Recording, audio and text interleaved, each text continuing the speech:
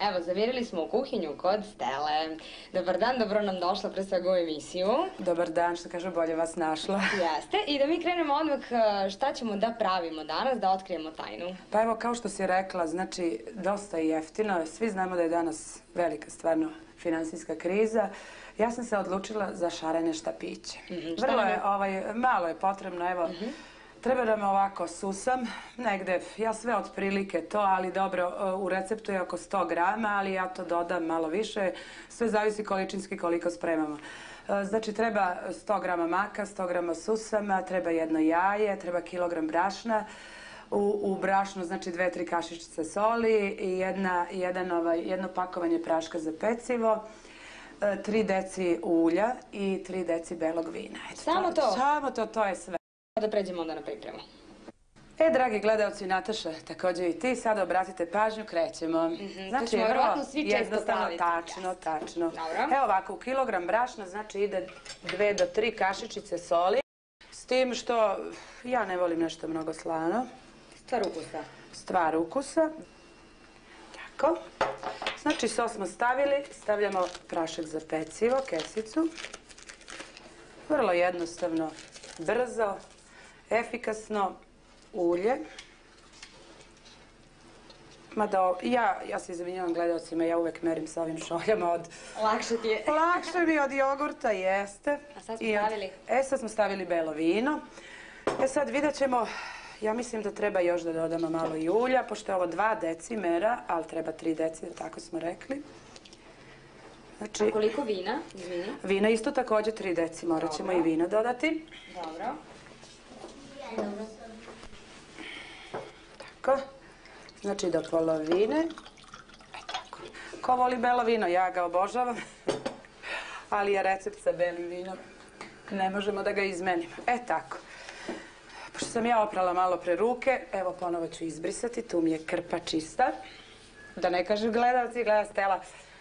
Tako, sad ovako, dragi gledalci, mora da se, u stvari, drage gledateljke, mada mnogo sam u poslednjih dana upoznala dosta ovako i suprotnog pola, koji znaju mnoge lepe recepte. Izmenjala sam. I mi sada tu masu ujednačimo, moramo da sjedinimo, jeste. Najbolje rukama, drage dame. Najbolje, najefikasnije, ništa. Ovde mikser nije potreban.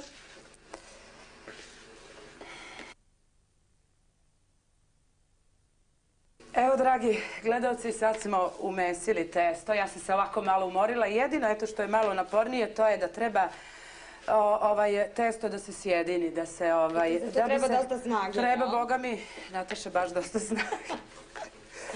Tako, testo vadi. U stvari, najlakše da se testo podeli na 2 dela, jer je mnogo lakše da se rasklagija. I rasklagijavamo u jedan kvadrat.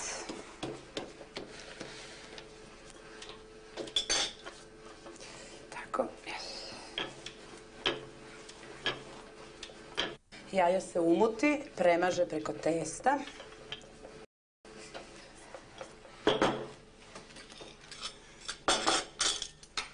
Znači, mutimo jaje.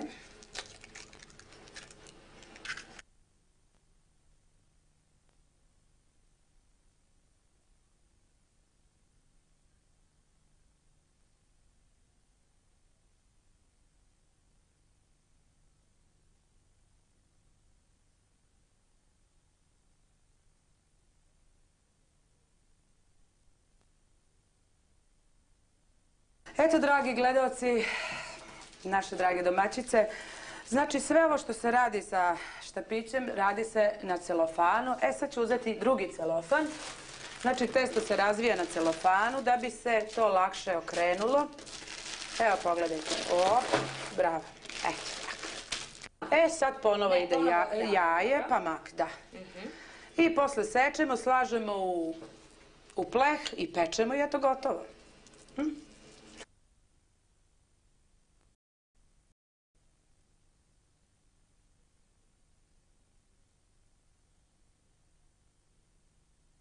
Ja sam se pitala kad sam prvi put jela štapiće, pa kako su ovako lepi i estetski. Isto se, znači da bude testo debljine prsta i da se seče isto tako debljine prsta. Znači, evo sečemo. tim što je ovo dugačko, ja to prepolovim.